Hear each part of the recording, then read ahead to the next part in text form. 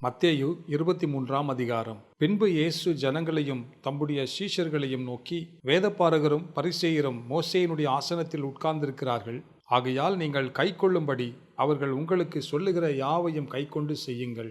அவர்கள் செய்கின்படியோ செய்யாதிருங்கள். ஏனெனில் அவர்கள் சொல்லுகிறார்கள், சொல்லியும் செய்யாதிருக்கிறார்கள். சுமப்பதற்கரிய பாரமான சுமைகளை கட்டி மனுஷ தோள்களின் மேல் சுமத்துகிறார்கள். தாங்களோ ஒரு விரலினாலும் அவைகளை தொடமாட்டார்கள். தங்கள் கிரியைகளையெல்லாம் மனுஷர் காண வேண்டுமென்று செய்கிறார்கள்.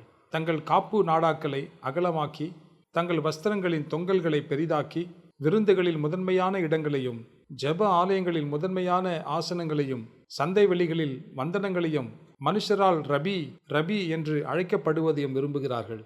நீங்களோ ரபி என்று அழைக்கப்படாதிருங்கள். கிறிஸ்து ஒருவரே உங்களுக்கு போதகராய் இருக்கிறார். நீங்கள் எல்லாரும் சகோதரராய் இருக்கிறீர்கள். பூமியிலே ஒருவனையும் உங்கள் பிதா என்று சொல்லாதிருங்கள். பரலோகத்தில் இருக்கிற ஒருவரே உங்களுக்கு பிதாவாய் இருக்கிறார். நீங்கள் குருக்கள் என்று அழைக்கப்படாதிருங்கள்.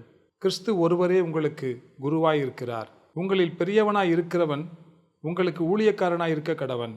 தன்னை உயர்த்துகிறவன் தாழ்த்தப்படுவான், தன்னை தாழ்த்துகிறவன் உயர்த்தப்படுவான். மாயக்காரராகிய வேதபாரகரே பரிசேயரே உங்களுக்கு ஐயோ! மனுஷர் பிரவேசியாதபடி பரலோக ராஜ்யத்தை பூட்டி போடுகிறீர்கள். நீங்கள் அதில் பிரவேசிக்கிறதும் இல்லை, பிரவேசிக்க போகிறவர்களை பிரவேசிக்க விடுகிறதும் இல்லை. மாயக்காரராகிய வேதபாரகரே பரிசேயரே உங்களுக்கு ஐயோ! பார்வைக்காக நீண்ட ஜெபம் பண்ணி விதவைகளின் வீடுகளை பட்சித்து போடுகிறீர்கள். இது நிமித்தம் அதிக ஆக்கினையை அடைவீர்கள். மாயக்காரராகிய வேதபாரகரே பரிசேயரே உங்களுக்கு ஐயோ! ஒருவனை உங்கள் மார்க்கத்தான் ஆக்கும்படி சமுத்திரத்தையும் பூமியையும் சுற்றித் திரிகிறீர்கள். அவன் உங்கள் மார்க்கத்தானான போது அவனை உங்களிலும் இரட்டிப்பாய் நரகத்தின் மகனாக்குகிறீர்கள். குருடரான வழிகாட்டிகளே உங்களுக்கு ஐயோ! எவனாகிலும் தேவாலயத்தின் பேரில் சத்தியம் பண்ணினால் அதனால் ஒன்றுமில்லை என்றும், எவனாகிலும் தேவாலயத்தின் பொன்னின் பேரில் சத்தியம் பண்ணினால் அவன் கடனாளி என்றும் சொல்லுகிறீர்கள். மதிகேடரே குருடரே, எது முக்கியம்?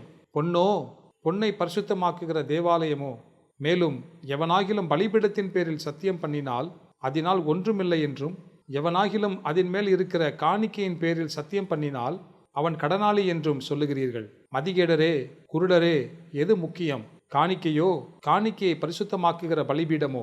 ஆகையால் பலிபீடத்தின் பேரில் சத்தியம் பண்ணுகிறவன் அதன் பேரிலும் அதன் மேலுள்ள எல்லாவற்றின் பேரிலும் சத்தியம் பண்ணுகிறான். தேவாலயத்தின் பேரில் சத்தியம் பண்ணுகிறவன் அதன் பேரிலும் அதில் வாசமாய் இருக்கிறவர் பேரிலும் சத்தியம் பண்ணுகிறான். வானத்தின் பேரில் சத்தியம் பண்ணுகிறவன் தேவனுடைய சிங்காசனத்தின் பேரிலும் அதில் வீற்றிருக்கிறவர் பேரிலும் சத்தியம் பண்ணுகிறான். மாயக்காரராகிய வேதபாரகரே பரிசேயரே உங்களுக்கு ஐயோ! நீங்கள் ஒற்றத்தலாமிலும் வெந்தயத்திலும் சீரகத்திலும் தசமபாகம் செலுத்தி நியாயப்பிரமாணத்தில் கற்பித்திருக்கிற விசேஷித்தவைகளாகிய நீதியையும் இரக்கத்தையும் விசுவாசத்தையும் விட்டுவிட்டீர்கள். இவைகளையும் செய்ய வேண்டும், அவைகளையும் விடாதிருக்க வேண்டுமே. குருடரான வழிகாட்டிகளே, கொசு இல்லாதபடி வடிகட்டி ஒட்டகத்தை விழுங்குகிறவர்களாயிருக்கிறீர்கள். மாயக்காரராகிய வேதபாரகரே பரிசேயரே உங்களுக்கு ஐயோ! போஜன பான பாத்திரங்களின் வெளிப்புறத்தை சுத்தமாக்குகிறீர்கள், உட்புறத்திலோ அவைகள் கொள்ளையினாலும் அநீதத்தினாலும் நிறைந்திருக்கிறது. குருடனான பரிசேயனே, போஜன பான பாத்திரங்களின் வெளிப்புறம் சுத்தமாகும்படி அவைகளின் உட்புறத்தை முதலாவது சுத்தமாக்கு. மாயக்காரராகிய வேதபாரகரே பரிசேயரே உங்களுக்கு ஐயோ! வெள்ளையடிக்கப்பட்ட கல்லறைகளுக்கு ஒப்பாயிருக்கிறீர்கள்.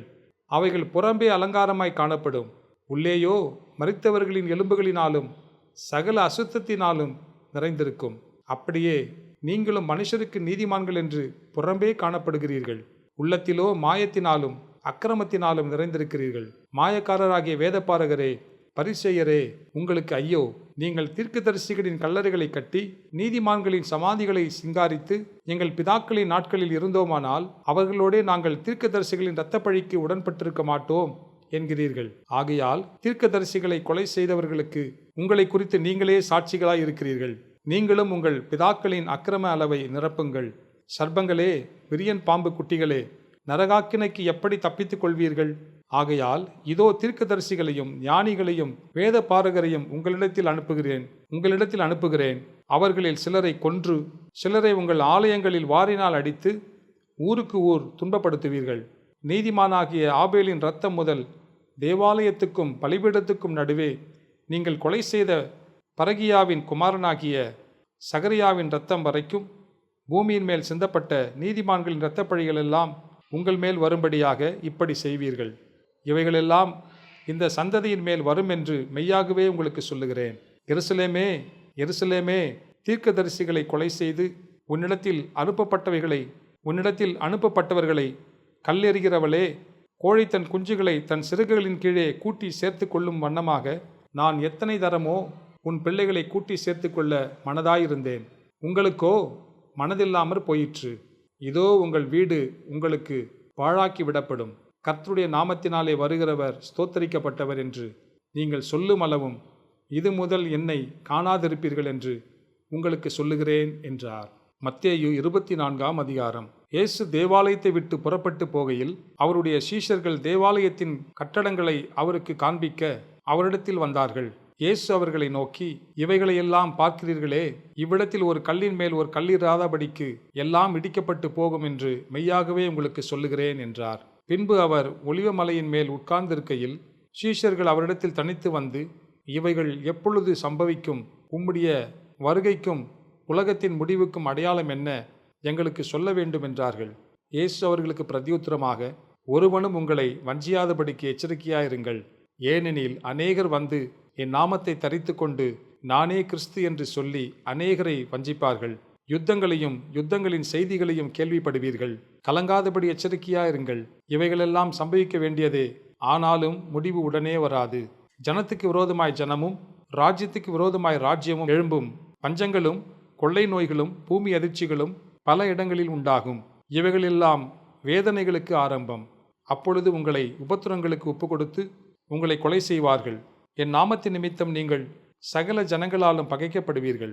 அப்பொழுது அநேகர் இடறல் அடைந்து ஒருவரையொருவர் காட்டிக் கொடுத்து ஒருவரையொருவர் பகைப்பார்கள்.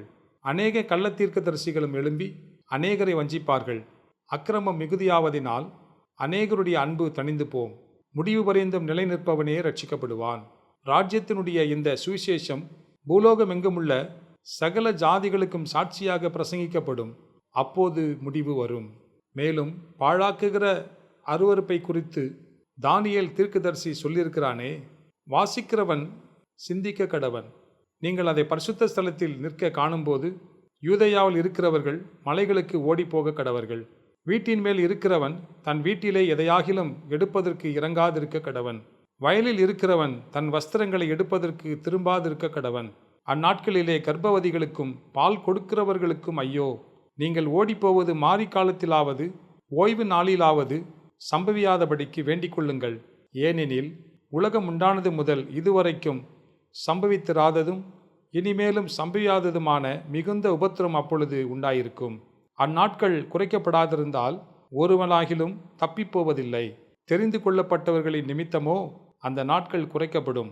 அப்பொழுது இதோ கிறிஸ்து இங்கே இருக்கிறார், அதோ அங்கே இருக்கிறார் என்று எவனாகிலும் சொன்னால் நம்பாதேயுங்கள். ஏனெனில் கள்ள கிறிஸ்துக்களும் கள்ள தீர்க்கதரிசிகளும் எழும்பி கூடுமானால் தெரிந்து கொள்ளப்பட்டவர்களையும் வஞ்சிக்கத்தக்கதாக பெரிய அடையாளங்களையும் அற்புதங்களையும் செய்வார்கள். இதோ முன்னதாக உங்களுக்கு அறிவித்திருக்கிறேன். ஆகையால் அதோ வனாந்திரத்தில் இருக்கிறார் என்று சொல்வார்களானால் புறப்படாதிருங்கள். இதோ அறை வீட்டிற்குள் இருக்கிறார் என்று சொல்வார்களானால் நம்பாதிருங்கள். மின்னல் கிழக்கிலிருந்து தோன்றி மேற்கு வரைக்கும் பிரகாசிக்கிறது போல மனுஷகுமாரனுடைய வருகையும் இருக்கும். பிணம் எங்கேயோ அங்கே கழுகுகள் வந்து கூடும். அந்நாட்களின் உபத்திரவம் முடிந்தவுடனே சூரியன் அந்தகாரப்படும், சந்திரன் ஒளியை கொடாதிருக்கும், நட்சத்திரங்கள் வானத்திலிருந்து விழும், வானத்தின் சத்துவங்கள் அசைக்கப்படும். அப்பொழுது மனுஷகுமாரனுடைய அடையாளம் வானத்தில் காணப்படும். அப்பொழுது மனுஷகுமாரன் வல்லமையோடும் மிகுந்த மகிமையோடும் வானத்தின் மேகங்கள் மேல் வருகிறதை பூமியிலுள்ள சகல கோத்திரத்தாரும் கண்டு புலம்புவார்கள். வலுவாய் தொனிக்கும் எக்கால சத்தத்தோடே அவர் தமது தூதர்களை அனுப்புவார். அவர்கள் அவரால் தெரிந்து கொள்ளப்பட்டவர்களை வானத்தின் ஒரு முனை முதற்கொண்டு மறுமுனை மட்டும் 4 திசைகளிலுமிருந்து கூட்டி சேர்ப்பார்கள். அத்திமரத்தினால் ஒரு ஓமையை கற்றுக்கொள்ளுங்கள். அதிலே இளங்களை தோன்றி துளிர் விடும்போது வசந்த காலம் சமீபமாயிற்றென்று அறிவீர்கள். அப்படியே இவைகளெல்லாம் நீங்கள் காணும்போது அவர் சமீபமாய் வாசல் அருகே வந்திருக்கிறார் என்று அறியுங்கள். இவைகளெல்லாம் சம்பவிக்கும் முன்னே இந்த சந்ததி ஒளிந்து போகாதென்று மெய்யாகவே உங்களுக்கு சொல்லுகிறேன். வானமும் பூமியும் ஒளிந்து போம், என் வார்த்தைகளோ ஒளிந்து போவதில்லை. அந்த நாழிகையும் என் பிதா ஒருவர் தவிர மற்றொருவனும் அறியான், பரலோகத்தில் உள்ள தூதர்களும் அறியார்கள், நோவாவின் காலத்தில் எப்படி நடந்ததோ அப்படியே மனுஷகுமாரன் வரும் காலத்திலும் நடக்கும். எப்படியெனில், ஜலப்பிரளயத்துக்கு முன்னான காலத்திலே நோவா பேழைக்குள் பிரவேசிக்கும் நாள் வரைக்கும் ஜனங்கள் புசித்தும் குடித்தும் பெண் கொண்டும் பெண் கொடுத்தும் ஜலப்பிரளயம் வந்து அனைவரையும் வாரிக்கொண்டு போக மட்டும் உணராதிருந்தார்கள். அப்படியே மனுஷகுமாரன் வருங்காலத்திலும் நடக்கும். 2 ஸ்திரீகள் எந்திரம் அரைத்து கொண்டிருப்பார்கள். ஒருத்தி ஏற்றுக்கொள்ளப்படுவாள், ஒருத்தி கைவிடப்படுவாள். உங்கள் ஆண்டவர் என்ன நாழிகையிலே வருவார் என்று நீங்கள் அறியாதிருக்கிறபடியினால் விழித்திருங்கள். திருடன் இன்ன ஜாமத்தில் வருவான் என்று வீட்டெஜமான் அறிந்திருந்தால் தன் வீட்டை கன்னமிட ஒட்டான் என்று அறிவீர்கள். நீங்கள் நினையாத நாழிகையிலே மனுஷகுமாரன் வருவார். ஆதலால் நீங்களும் ஆயத்தமாயிருங்கள். ஏற்ற வேளையிலே தன் வேலைக்காரருக்கு போஜனம் கொடுத்து அவர்களை விசாரிக்கும்படி எஜமான் வைத்த உண்மையும் விவேகமுள்ள ஊழியக்காரன் எஜமான் வரும்போது அப்படி செய்கிறவனாக காணப்படுகிற ஊழியக்காரனே பாக்கியவான். தன் ஆஸ்திகள் எல்லாவற்றின் மேலும் அவனை விசாரணைக்காரனாக வைப்பான் என்று மெய்யாகவே உங்களுக்கு சொல்லுகிறேன். அந்த ஊழியக்காரனோ பொல்லாதவனாயிருந்து என் ஆண்டவன் வர நாள் செல்லும் என்று தன் உள்ளத்திலே சொல்லிக்கொண்டு தன் உடன் வேலைக்காரரை அடிக்கத் தொடங்கி பெரியரோடே புசிக்கவும் குடிக்கவும் தலைப்பட்டால், அந்த ஊழியக்காரன் நினையாத நாளிலும் அறியாத நாழிகையிலும் அவனுடைய எஜமான் வந்து அவனை கடினமாய் தண்டித்து மாயக்காரரோடே அவனுக்கு பங்கை நியமிப்பான். அங்கே அழுகையும் பற்கடிப்பும் உண்டாயிருக்கும்.